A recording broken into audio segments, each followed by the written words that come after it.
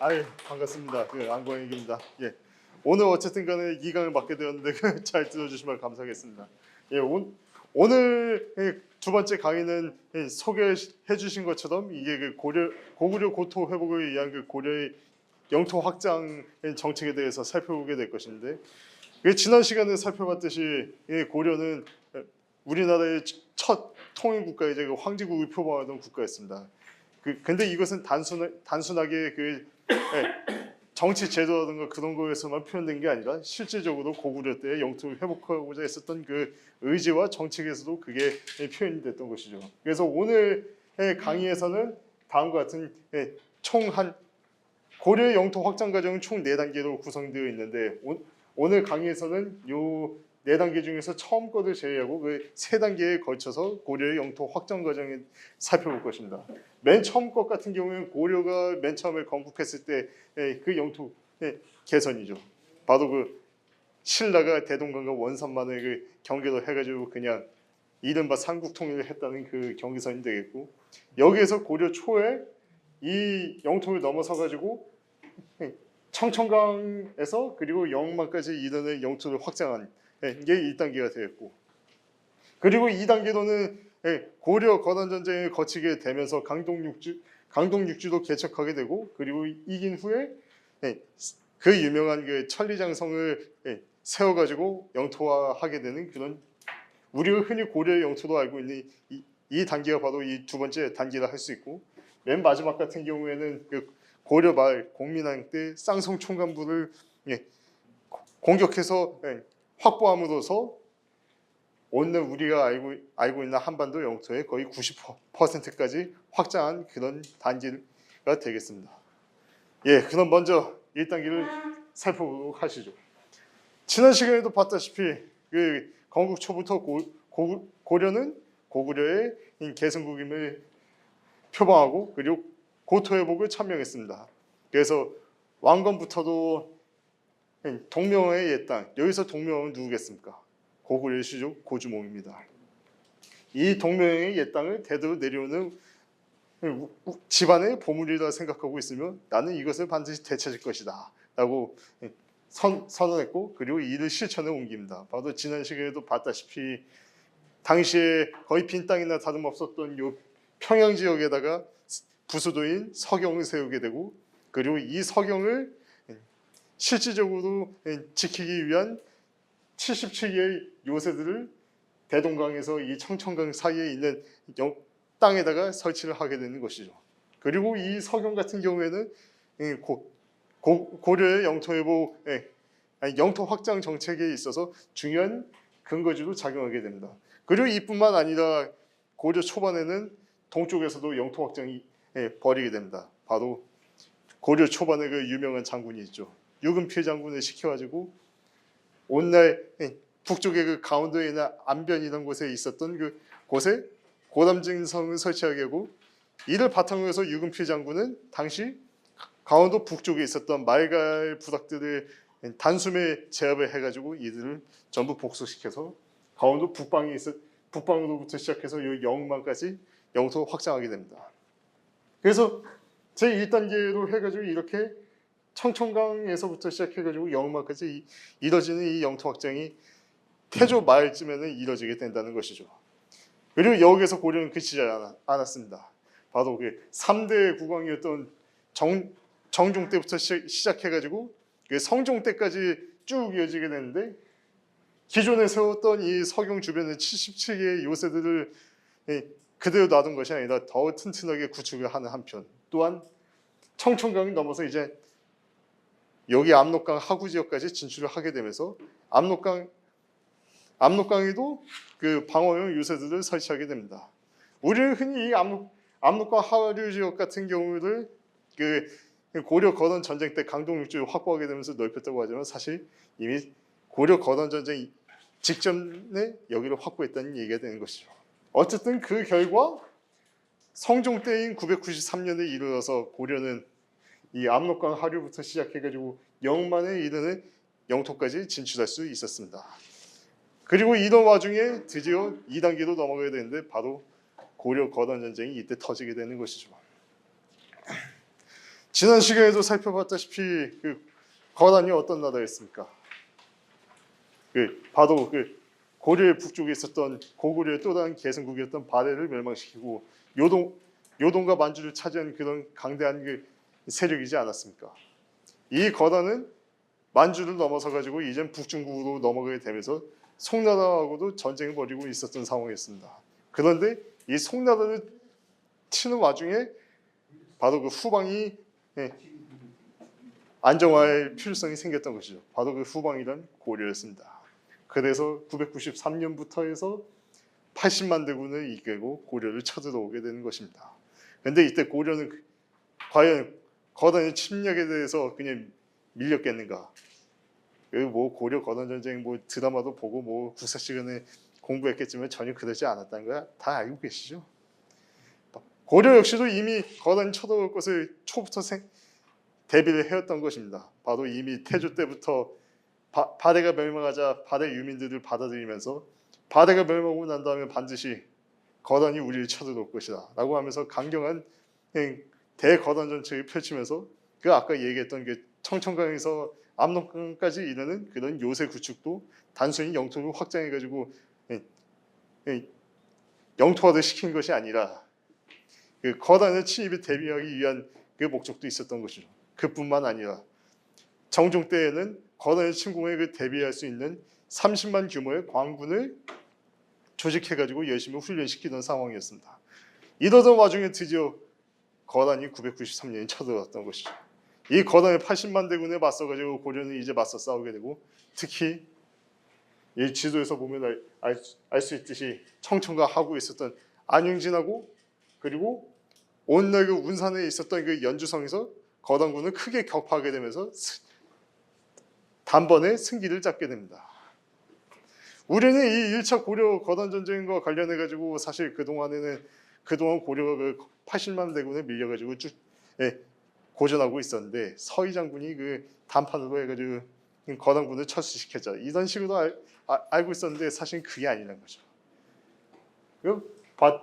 봤다시피 이 연주성하고 안인증에서 거란군을 크게 격파를 했기 때문에 단판이 이루어질 수도 있었던 겁니다. 흔히 생각해 보면 이게 전쟁에 있어서 강화 단판이라는 게 보통 어디가 제의하겠습니까? 이긴 쪽이 과연 제의할까요? 전혀 그렇지 않죠. 뭔가 불리한 게 상황에 놓였으니까 강화를 하자고 하는 게 아니겠습니까?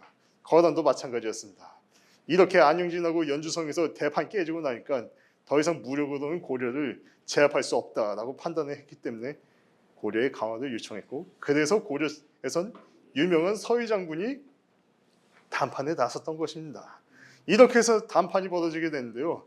여러분도 국사 시간에 잘 배우셨겠지만 크게 두 가지 쟁점이 오갔습니다. 제일 큰 쟁점이 바로 이 고려가 초반부터 확장해 나갔었던 이 청천강에서부터 압록강까지의 영토가 과연 누구의 것이냐, 그 쟁점이었습니다. 거란 측에서는 이 영토를 우리 거란이 바레를 멸망시키고 이제 옛 바레 땅을 전부 다 우리가 차지하려고 하는데, 왜 신라에서 일어난 고려가 이 옛날 우리 땅이 옛 바레 영토를 왜 계속 갉아먹느냐, 이거를 우리에게 돌려내라, 이런 식으로 나왔는데 서희 장군은 이렇게 맞받아친 거였습니다. 무슨 소리냐, 우리 고려야말로 진정 고구려의 계승국이며, 그리고 그래서 나라 이름도 고려라고 붙인 것이다. 그뿐만 아니라 우리는 고구려의 옛 수도였던 평양에다가 수도를 정해놓고 지금 고토회복 정책을 펼치고 있는 중이다.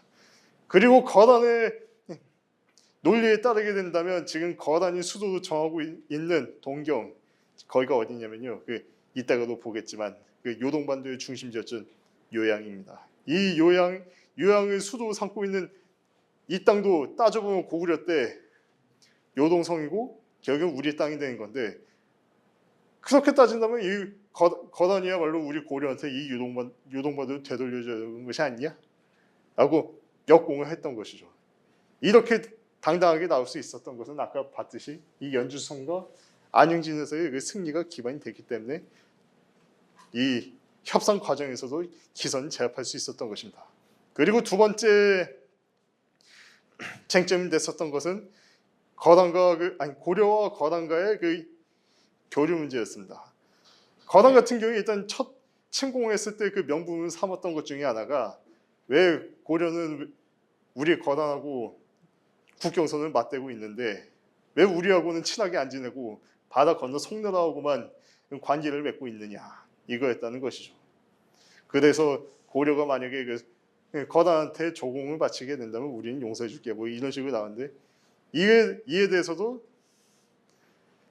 서희 장군은 아주 명쾌한 해답을 내줬습니다. 당시 서희 장군 같은 경우에는 이 거단의 상황을 제대로 파악하고 있었는데 이 거단 같은 경우가 당시 그 송나라하고 중국 본토에서 싸우고 있는데 이 후방이 불안정하다 이걸 알고 있었거든요. 그래서 거단이 더 이상 싸우기 힘들기도 하다 이런 것도 알고 있었기 때문에 이렇게 얘기를 하는 겁니다. 아니다, 우리 고려는 거단하고 그 관계를 맺기 싫어서 관계를 맺는 게 아니라 지금 우리가 개척하고 있는 요 청천강에서 압록강 사이의 영토에 아직까지 여신족들이 많이 살아가지고 그 거단으로 가는 그 사실 길을 차단하고 있어서 그래서 교역을 못하고 있는 것이다.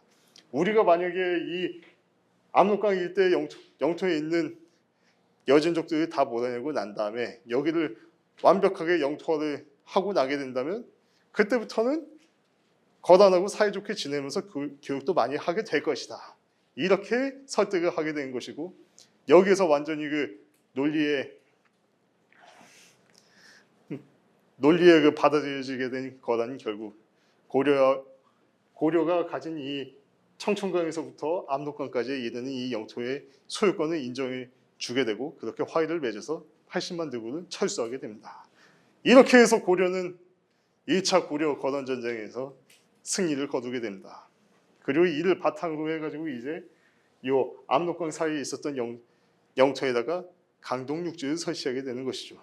이 강동육지하고 관련해가지고 우리는 흔히 여기에다가 그냥 고을을 설치하고 요새 설치했다. 그래서 백성들을 거주시켜서 영토화시켰다. 이렇게만 알고 있는데 단순히 그렇게만 볼 수 없습니다. 바로 여기가 고려 거단 전쟁 때도 주요한 전쟁터이기도 했지만 바로 이곳이야말로 그 서북방에서 외세를 막는 데 제일 중요한 전략적 요충지였기 때문입니다. 사실 거단 입장에서도 담판으로 해가지고 이 영토를 고려의 소유로 인정했지만 두 번에 걸쳐서 다시 쳐들어오게 되잖아요. 그것은 바로 얘가 그 전략적 요충지였기 때문에 여기를 그냥 빼앗기게 된다면 고려를 쳐들어오는데 굉장히 힘들다. 이걸 그때서야 깨달았던 것이죠. 거단 입장에서는 그야말로 그 괜히 단판을 말려들어가지고 인정해 줬다가 속으로는 배가 엄청 아팠을 겁니다. 어쨌든 그렇게 해서 그 뒤로도 이 강동육지를 다시 내놓으라고 고려에 요구하는데 고려는 당연히 거절하였고 그래서 두 번이나 쳐들어오게 되면서 이 강동육지 일대는 2차, 3차 때도 주요한 전쟁터가 됩니다. 근데 그때마다도 고려는 계속해서 거단을 무찔렀고 특히 3차 때 무슨 일이 있었습니까? 그 유명한 강감찬 장군이 이 귀주에서 10만의 거단군을 포위해가지고 완전히 전멸시켜버리지 않았습니까? 이 귀주 대첩에서 거단군을 완벽하게 격파함으로써 결국 고려는 3번에 걸친 고려 거단 전쟁에서 완벽하게 승리할 수 있었습니다. 그리고 이 승리를 바탕으로 해서 이젠 이 강동육지를 비롯한 요 압록강 일대 영역을 완벽하게 영토로 만들고자 그래서 여기 지금은 그 평안북도 삭주로 되어 있는 여기부터 시작을 해가지고 영만을 이룬 이 국경선을 따라서 천리장성을 세우게 됩니다. 즉 말하게 된다면 고려 거단 전쟁을 통해서 단순히 고려는 거단을 무찌르기만 한 게 아니라 영토를 아예 이 천리장성 개성까지 확장시킬 수 있었다는 얘기죠. 그리고 그뿐만 아니라 거단이 이렇게 이기게 되면서 고려는 동북아의 폐제로 성장하게 되고 그리고 전성기를 맞이하게 됩니다. 이렇게 해서 2단계는 끝나게 되는 거고요. 그런데 2단계부터 3단계에 이르는 동안 한 300년 이후인데 그동안 고려는 과연 이 천리장성 개선에서만 그냥 안주하고 있었을까요? 우리는 국사 시간에 흔히 고려는 이 영토에서 그냥 유지하고 있었다 이렇게 생각하고 있었지만 그런 것만은 아니었습니다. 바로 윤관 장군의 여진족 정벌과 그리고 동북 구성 설치가 있었기 때문이죠. 이때 같은 경우에는 이 고려 거란 전쟁이 벌어진 지 한 200년 뒤입니다. 그래서 11세기 말에서 12세기 초가 되면 당시 고려의 동북, 그러니까 오늘 함경북도부터 시작해가지고 그 길림성 북간도 그리고 러시아 연해주까지 이르는 그쪽 넓은 지역에 여진족이 살고 있었는데 이 여진족들이 세력을 크게 확장하게 되면서 점차 남쪽으로 밀고 내려오는 그런 상황이었던 거죠. 특히 이 여진족 같은 경우에 얼마 지나지 않아서 금나라를 건국하게 되고 이 금나라가 어떤 나라입니까? 지난 시간에도 봤다시피 거란이 세웠던 이 요나라를 끝내 멸망시켜 버려서 만주뿐만 아니라 북중국도 차지하게 되고 그리고 심지어는 송나라를 남쪽으로 쭉쭉 밀고 내려가서 2명의 황제를 납치하고 황족들까지 다 포로로 잡아간 다음에 아예 송나라를 저 개봉해서 항주로 그냥 밀고 내려간 그 정도 강력한 세력이지 않습니까? 당연히 이렇게 하는 과정 속에서 여제는 역시나 고려를 쳐서 안정화시켜야 되겠다 이런 전략을 세우고 고려를 침입해 왔다는 것입니다. 이에 대해서 고려 같은 경우에는 이 여진족들을 몇 번 막아내게 했었지만 단순히 그냥 격퇴하는 것만으로는 안 된다. 이 강대한 세력을 사전에 기선제압해야 되겠다라는 필요성이 점점 대두되고 있었습니다. 이때 주도적으로 나선 사람이 바로 그 유명한 윤관 장군입니다. 윤관 장군은 그래서 1105년부터 해가지고 17만 규모의 여진을 정벌할 별기군을 설치하게 된 것이고요. 그래서 별기군을 열심히 훈련하다가 2년 만인 1107년에 이제 여진 정벌에 나서게 됩니다. 그래서 천리장성을 넘어서 이제 함흥부터 시작해가지고 이렇게 함경도 일대를 다 진출을 하게 되면서 여기 있었던 여진 마을들을 다 싹 다 토벌하게 되는 것이고 그리고 심지어는 우리는 그동안 그 국사책에서는 요 함경남도 일부 지역만 그냥 차지하고 여기에 동북 구성을 설치했다고 했잖아요. 사실 근데 요즘에 연구 결과에 따르면 이 함경도를 넘어서 가지고 압록강을 넘어서 요 북간도 그 연변 조선족 자치주 있고 그리고 바로 러시아하고도 맞붙어 있는 요 선충령까지 진출을 하게 되는 것입니다. 그래서 이렇게 해서 넓은 영토를 개척을 하게 되는 것이고요. 윤관 장군은 여기에다가 이제 총 9개의 성을 설치해가지고 영토화를 시도하게 됩니다. 그래서 9개의 성을 설치해가지고 여진족의 침입에 대비할 뿐만 아니라 그리고 남쪽에 있었던 백성들을 이주시켜서 여기에서 땅을 개척하게 하는 것이죠. 근데 이 9개 성은 2년 만에 여진에 돌려주게 됩니다. 왜냐면 일단 이 함경도 땅이 어떤 땅입니까? 지금도 그 산지가 많고 또 척박해가지고 농사 짓기 힘들죠. 그리고 또 겨울 날씨만 되면 여기 영하 한 20도까지 내려오는 그런 동네지 않습니까? 그러니까 그 백성들이 여기에 이주를 시켜놔도 제대로 그냥 개척을 하기 힘들기도 하고 또 옮겨 가봤자 여기에서 농사 짓기 힘들다는 걸 알고 이주를 안 하려고 하는 거예요. 거기에다 이 영토를 빼앗긴 여진 입장에서도 여긴 다시 되찾아야 한다라고 해서 계속 공격해오는 상황이었습니다. 이거에 대해서 고려는 9개의 성을 굳건히 지키고 있었지만 지도를 보면 아시겠지만 성들마다 이게 거리가 많이 떨어져 있잖아요. 이렇게 되니까 각 성마다 이게 서로 연계가 되어야지 침입을 잘 막아낼 수 있는데 거의 동떨어져 있는 상황이라서 어디에서 쳐들어오면 그게 사실상 포위가 되는 그런 상황이라서 여진족의 침입을 제대로 막기도 쉽지 않은 그런 상황이었습니다. 이렇게 되니까 영토를 개척하는 데도 힘이 들고 또 그리고 군사적으로 유지하는 데도 그렇게 쉽지 않은 상황 속에서 이때 여진이 사신을 보냅니다.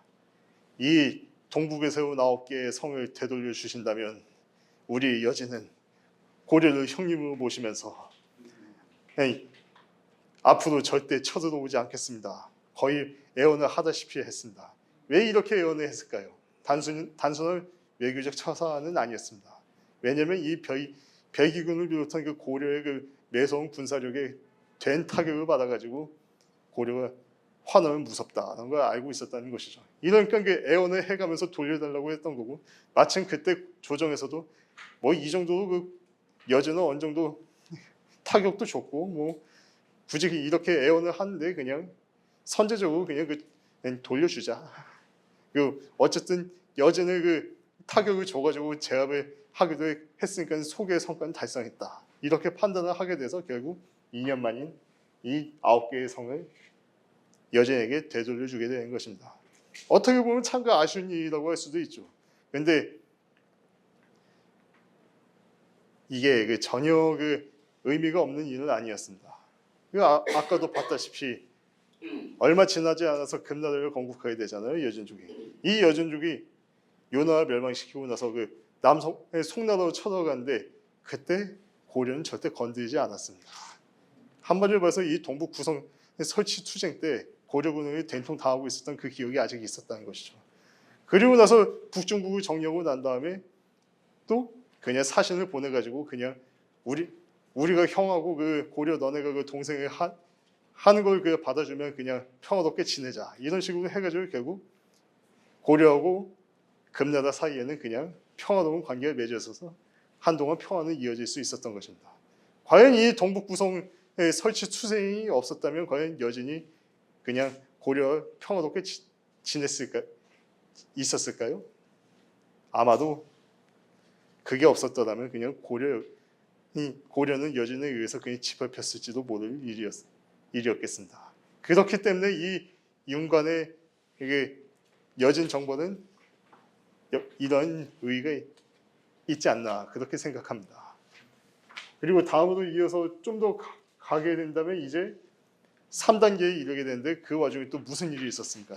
13세기에서 14세기 사이에 바로 이겁니다. 몽골 초원에서 그 유명한 징기스칸이 몽골을 통일하고 난 다음에 유다시아 대륙을 정복하잖아요.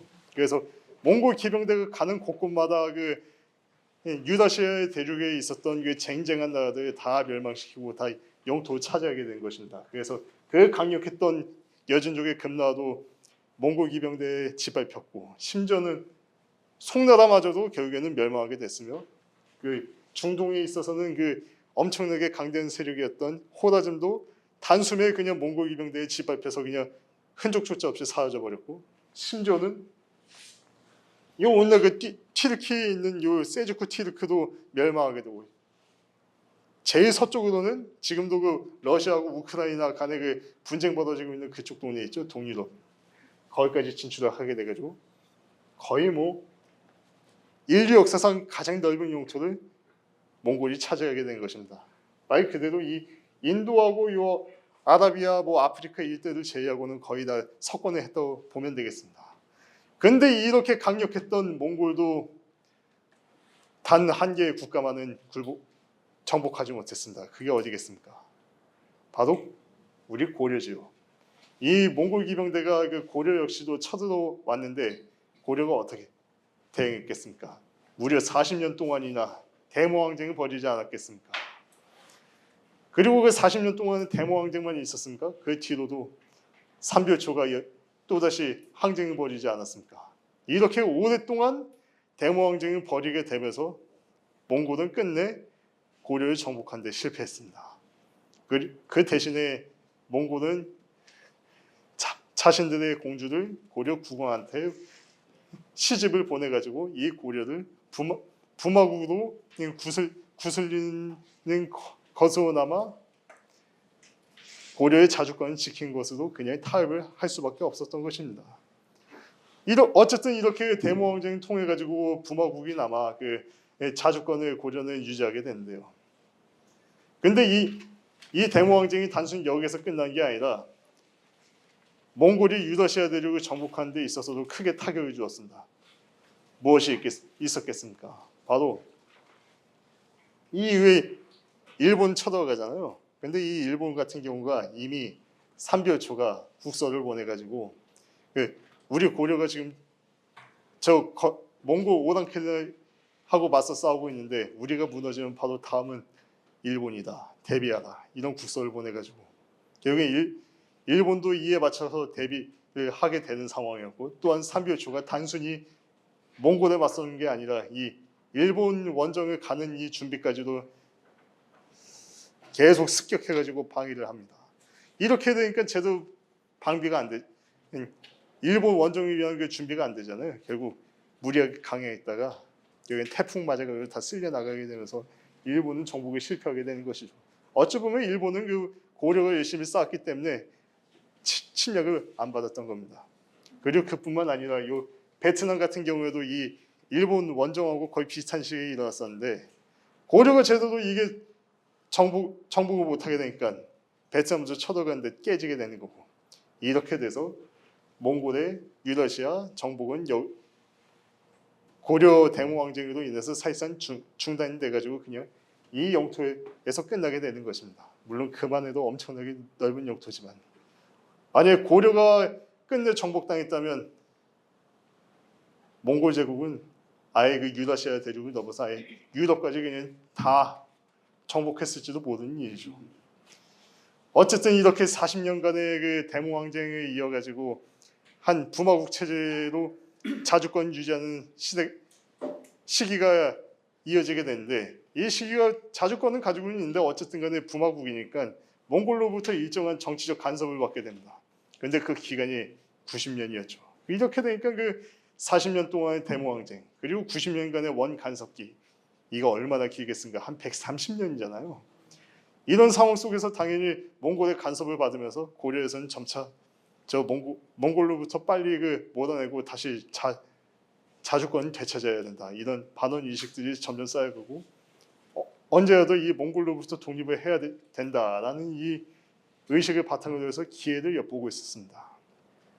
근데 그 기회는 얼마 지나지 않아서 찾아왔습니다. 바로 14세기 중반쯤 돼가지고 이 강력했던 몽골도 쇠퇴하기 시작하거든요. 이 징기스칸의 아들들에게 줬던 그 여러 그 한국들 있죠. 여기들은 이게 중앙이 흔들리게 되니까 다 지들끼리 다 독립해서 그냥 다 갈갈이 찢겨 나갔고요. 그 중심에 있었던 이 원나라도 점차 국력이 쇠퇴해가는 그런 상황이 돼가지고 이제 각 지방마다 다 그 반란이 일어나고 그런 상황인 거죠. 이때를 봐도 고려는 놓치지 않았던 겁니다. 그때 국왕이 누구였겠습니까? 공민왕이죠. 바로 그 공민왕은 1352년에 즉위를 하자마자 이 기회를 놓치지 않고 강력한 반원 자주 정책을 펼치게 됩니다. 그래서 고려 안에 있었던 그 몽골 풍습이라든가 그리고 제도라든가 이런 것들을 다 없애버리고 옛날 고려 전통 복식과 그 법 제도를 다 바꿔 치웠고요. 그리고 고려 조정 안에 들어와 있었던 이런 그 내정 간섭하던 그 몽골 사람들을 다 쫓아내버리고 그에 빌붙어 가지고 나라를 망쳐먹던 부원파 세력들을 모두 척결했습니다. 그리고 여기서 내정 개혁에 지난 게 아니라 바로 이제 이 3단계 영토 확장에 나서게 되는 것이죠. 그래서 당시 상황으로 보게 된다면 이 고려의 동북방에는 천리장성 안쪽으로 또 그 유명한 쌍성 총관부가 있었잖아요. 1356년에 공민왕은 군대를 이끌고 이 쌍성 총관부를 쳐가지고 영토로 복속하게 됩니다. 우리는 이 쌍성 총관부 하게 된다면 이게 천리장성 밑에 요 조만한 이 함흥 일대만 회복하고 여기는 그 확장했다 이렇게 보고 있는데, 사실 쌍성 총관부는 여기에 그친 게 아니라 실제로는 요 그 압록강에서 그 개마공원에 이르는 넓은 영역까지 해당되는 지역이었습니다. 그러니까 단숨에 1356년에 쌍성 총관부를 깨트려 가지고 복속할 때 천리장성을 넘어서 이렇게 단숨에 영토를 확장할 수 있었던 것이죠. 그 결과 고려는 오늘날 한반도 영토의 90%까지 영토를 크게 확장했다는 것입니다. 그리고 이따가 그 영상을 보면 알겠지만 그거하고 관련해서도 몇 개 좀 더 나눠보고자 합니다. 단순히 이 영토 확장한 것에 그치지 않고 이제 공민왕은 요동에 있었던 옛 고구려 영토를 되찾는 투쟁으로 이어나가게 됩니다. 이때 당시에 만주는 어떤 상황이었을까요? 일단은 중국 본토에 무슨 일이 있었겠습니까? 바로 이 원나라가 쇠퇴하게 되면서 한족들의 명나라가 들고 일어나서 그 몽골의 원나라를 계속 북쪽으로 밀고 올라가는 상황이었습니다. 이렇게 각축을 벌이는 중원에서 각축을 벌이고 있으니까 이 만주는 어떻겠습니까? 관심도가 상당히 떨어지겠죠.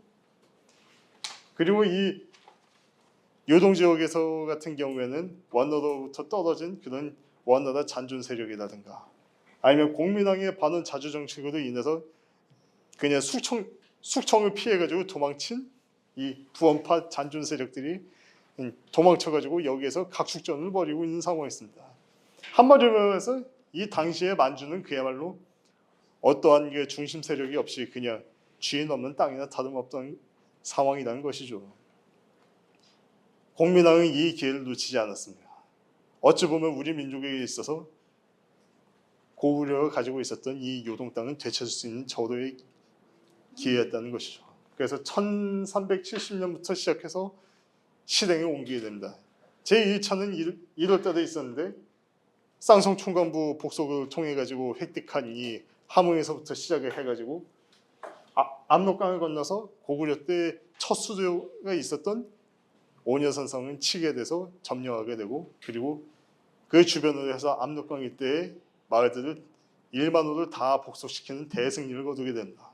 그리고 여기서 그치지 않고 10개월 전 11월 달에는 평양에서부터 시작해가지고 의주를 거쳐서 또 압록강을 건너서 이젠 직접 요동의 중심지였던 그 요양을 치게 된 것이죠. 그리고 이 요양은 실제로 단숨에 함락을 시켜가지고 고려군이 점령을 하는 그런 대승리를 거두게 됩니다. 그래서 일시적으로 이 드넓은 요동반도 이 영토가 고려의 영역이 됐다는 것이죠. 근데 애석하게도 이때 당시에 요양을 쳤었던 고려군은 장기주둔을 고려하지 않았기 때문에 성을 점령하자마자 군량이 떨어진 상황이었고 그래서 이 영토는 그 어쨌든 간에 그 우리 고려가 점령하였다라는 선언을 하게 돼서 이 영토와는 다음에 다시 와서 제대로 하자 판단을 해가지고 결국 점령한 지 얼마 지나지 않아서 그냥 철수하게 됩니다. 근데 여기서 그치지 않았습니다. 공민왕은 다시금 이 드넓은 요동 코트를 되찾기 위해서 끊임없이 노력을 벌였으니 바로 3차가 있었다는 것이죠. 그래서 1371년 같은 경우에는 일시적으로 철수했을 때 이 빈 땅이 되어 있었던 오녀산성에 그 몽골 잔존 세력들이 다시 기어들어온 사건이 있었는데 이를 바로 그냥 토벌해가지고 다시금 여기를 복속하는 그런 상황이 됐다는 것이죠. 그래서 총 3차례에 걸쳐서 공민왕 때 이렇게 요동 원정이 벌어졌는데 근데 이 요동 원정이 갑자기 중단되게 됩니다. 왜 그랬을까요? 그렇습니다. 바로 공민왕이 1374년에 그냥 내시들에 의해 그냥 암살당해 버렸기 때문입니다.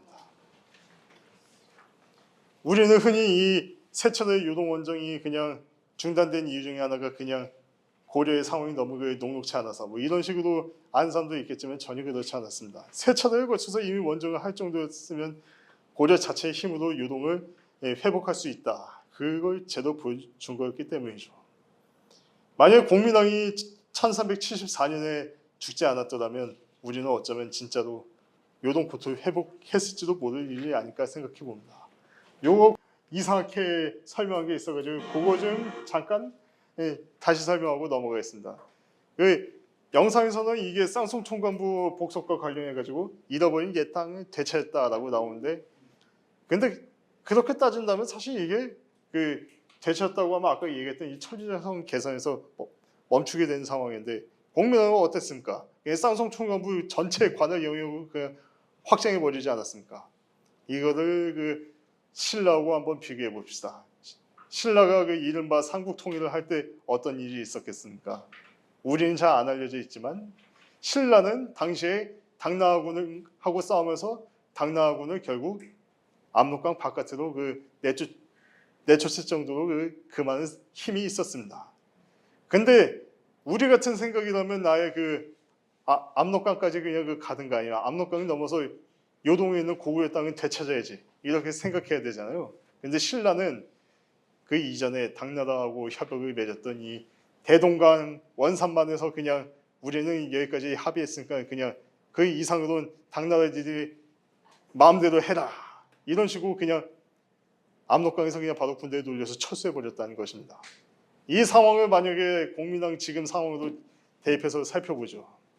만약에 이때 쌍송 총관부를 수복했을 때 국왕이 공민왕이 아니고 신라의 무해랑이나 아니면 문무왕이었으면 어땠을까요?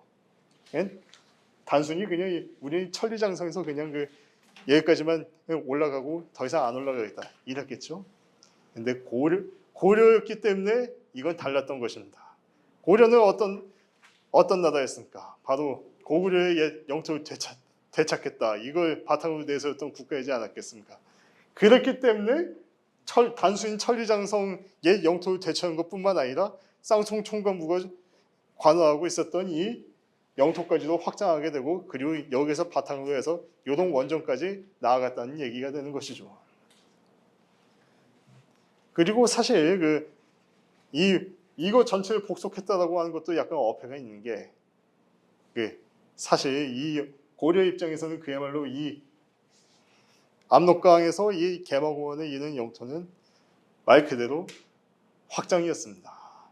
그러니까 추가적 영토 확장이었다는 얘기죠. 고려 영토인 적이 없었잖아요. 그러니까 물론 옛날 고구려 때는 우리 영토이긴 했지만 고려는 잠깐 윤관이 진출했었던 이유로는 단 한 번도 영토가 아니었는데 공민왕이 이걸 완전히 영토화를 시켰다는 게 아주 중요한 것이 아닐까 싶습니다.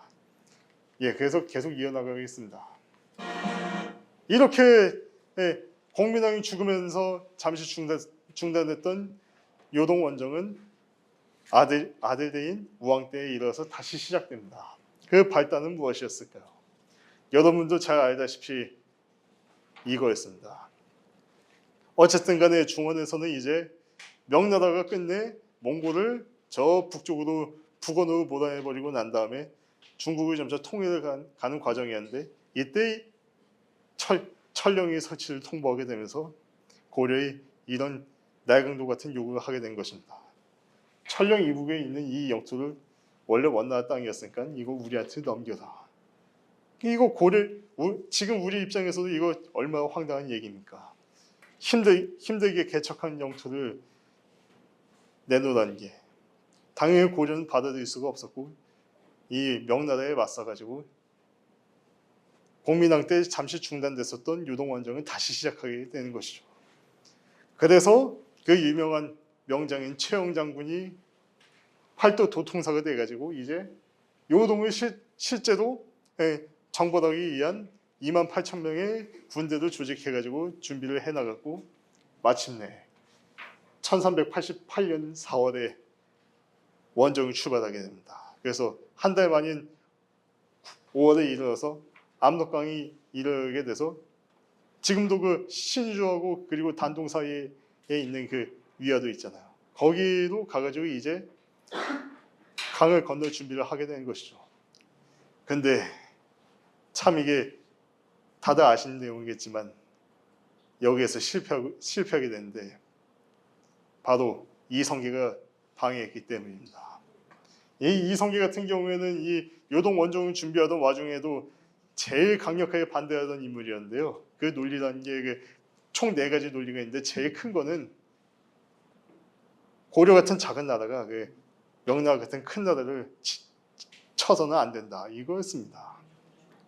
물론 당연히 이거는 고려 입장에선 받아들일 수 없는 궤변이었기 때문에 기각당했고 결국 이성계 역시도 이 요동 원정에 있어서 선봉장으로 나서게 되는데 문제는 이게 최영 장군이 총대를 메고 요동 원정을 준비하는 와중에도 이게 자신이 선봉에 나서지 못하고 개경에서 이걸 지휘를 해야 되는 상황이 됐다는 겁니다.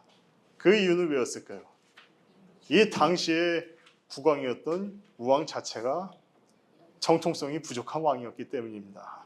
그 일각에서는 계속해서 그 공민왕의 그 태자가 아니라 사실 이게 신돈의 그 아들이라고 이런 썰이 계속 막 돌았잖아요. 이렇게 되니까 그 우왕 입장에서는 그 자신의 그 권력도 그 흔들리는 상황 속에서 자기를 믿고 의지할 만한 사람이 최영밖에 없었다는 것입니다. 그래서 요동 원정을 최영 장군이 딱 떠나려고 할 때 우왕이 나와가지고 상장군 제발 그 짐을 지켜주시오. 짐이 있어야만 내가 안심하고 살 수 있겠소. 이러면서 울면서 애연을 해가지고 최영 장군이 끝내 원정은 못 떠나고 이 개경에 머물러 있었는데 이게 하필이면 패착이 됐다는 것입니다. 당연히 선봉장으로 임명됐었던 이성계는 이 38,000명 군대를 이끌고 압록강까지 갔는데 당연히 여기서 콩깍지가 제대로 그냥 씌이게 되는 거죠. 그러니까 압록강이 도착을 했는데 위화도에서 지금 비가 많이 오네. 그래서 비가 너무 많이 와가지고 물이 불어나가지고 그 강을 건널 수가 없어서 잠시 대기하겠습니다. 이런 핑계를 내세우면서 한 달을 허비하게 됩니다. 근데 이 과정에 뭘 했겠습니까? 바로 이때 그 하나의 그 전두환 노태우처럼 쿠데타를 모의하고 있었다는 얘기죠. 결국 그렇게 돼서 거의 한 달 지난 5월 말쯤에 돼서 실제로 쿠데타를 실행에 옮기게 돼서 이제 그 유명한 위화도 회군을 벌이게 된 것입니다. 이렇게 38,000명 본대가 원래는 요동을 쳐야 되는 이 본대가 갑자기 순식간에 반란군이 되지 않았겠습니까? 그런데 당시에 최영 장군하고 우왕이 지키고 있었던 개경에는 본대가 다 가고 있었으니까 이게 거의 지킨 사람이 없는 상황이었죠. 그나마도 이에 지키려고 지방에서 징발해가지고 올라야 되는데 지방군이 다 개경으로 오기에는 너무 시간이 부족하기도 했고 그래서 엄청나게 불리한 싸움이 전개됐던 것입니다. 그래도 그 명장이었던 최영 장군은 끝까지 열심히 싸웠지만 중과부족으로 결국엔 패배해서 붙잡히게 된 거고 결국 이성계의 쿠데타는 성공하고 맙니다.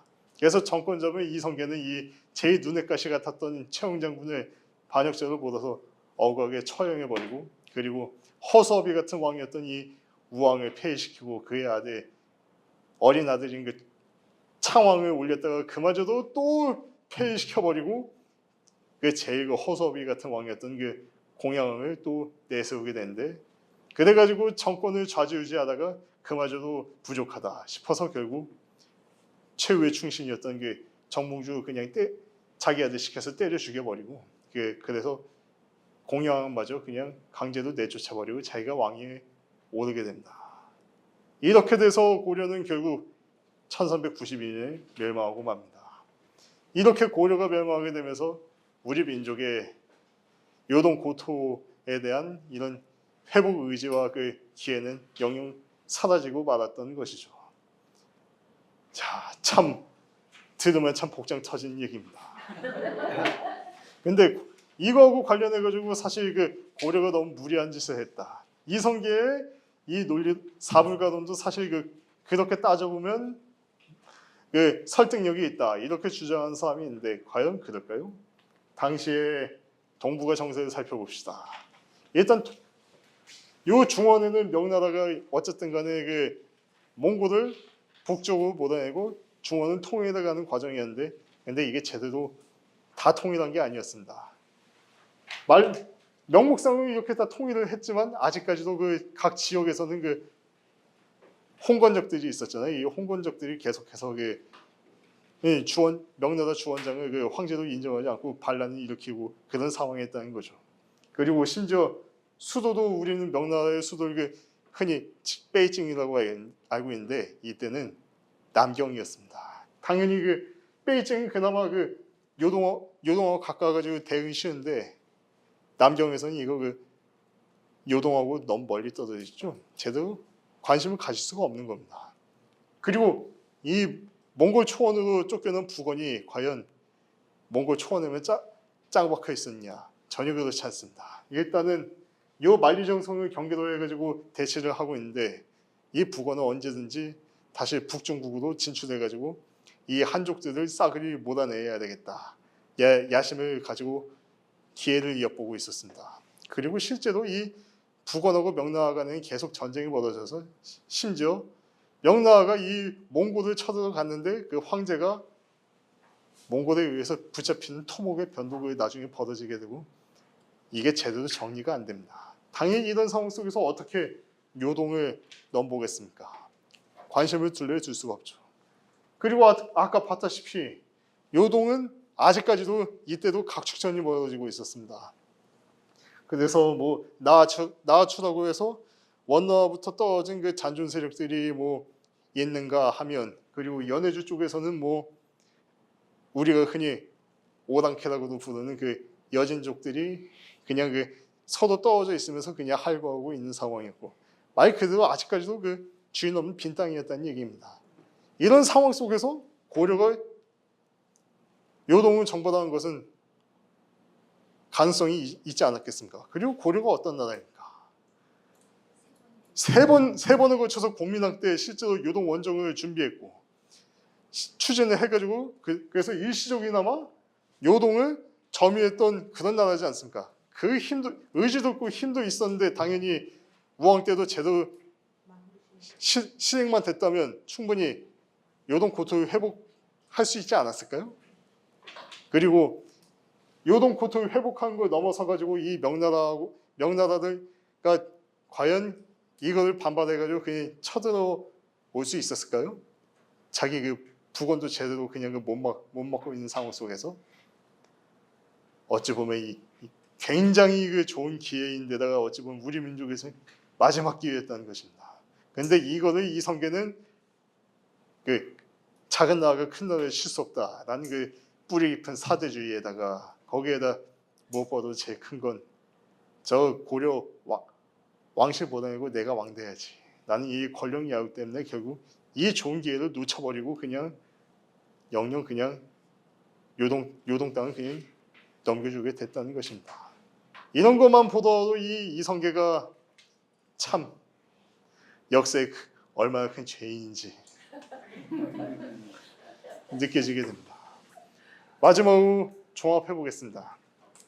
이렇게 해서 고려는 건국 초에 요 대동강 원산만부터 시작해가지고 그 청천강 그 영만을 에서 그리고 천리장성 개선, 그리고 맨 마지막에는 요 압록강에서 이 개마고원에 이르는 그 오늘 한반도 영토의 90%까지 차지하게 됐고, 그뿐만 아니라 그 중간에도 윤관 장군이 잠시 요 연변까지 가기도 하고, 그리고 공민왕 때에는 아예 요동까지 일시적으로 점유하기도 하는데 거의 전 기간에 걸쳐서 고구려 고토 회복을 위한 투쟁을 계속 벌여나갔습니다. 이는 아까도 봤다시피 대동강 원산반에서 그냥 더 나아가지 않고 그냥 거기에만 만족했었던 신라하고는 근본적으로 다른 노선이었죠. 만약에 고려가 이렇게 그 고구려 고토 회복을 위해서 투쟁하지 않았더라면 우리는 요 선에서 넘어갈 수 있었을까요? 어찌 생각해 보면 조선시대의 그 세종대왕이 사군육신을 개척해가지고 이 압록강에서 두만강에 이르는 영토까지 확장할 수 있었던 그 바탕에는 고려의 이 고토회복 투쟁을 통해서 넓힌 영토 확장이 있었다고 볼 수도 있겠습니다. 그래서 그리고 이거는 그 어떠한 그 외세의 힘을 빌리지 않고 오로지 고려 자체의 힘으로만 추진을 해가지고 이뤄냈다는 그 성과가 제일 중요합니다. 그 바탕에 무엇이 있었을까요? 후삼국을 통일해서 민족을 하나로 모으고, 그리고 우리가 잃어버린 옛 영토를 되찾겠다라는 이 고려의 고구려 계승인식과 민족 자주의식이 바탕이 있었기 때문에 이 영토 확장이 가능했다고 볼 수 있겠습니다. 정리해서 본다면 우리는 그동안 그 고려에 대해서 그냥 그 천리장성 개선만 유지하고 그냥 500년 동안 있었던 그런 나라로 생각하고 있었는데, 고려가 우리 역사에 미친 역사적 영향은 이것만 보더라도 확인 들어가지 않습니까? 이런 의미에 있어서 우리는 고려에 대해서 다시 한번 생각해 봐야 되지 않을까요? 이 질문 던지면서 오늘 그 제 짧은 강의를 마치도록 하겠습니다. 감사합니다. 켜야 돼. 네, 수고하셨습니다. 좋은 강의를 해주신 선생님 다시 한번 박수를 부탁드리겠습니다. 여러 가지 쟁점들도 있는데 뭐 좀 시간이 오늘 일찍 끝났습니다.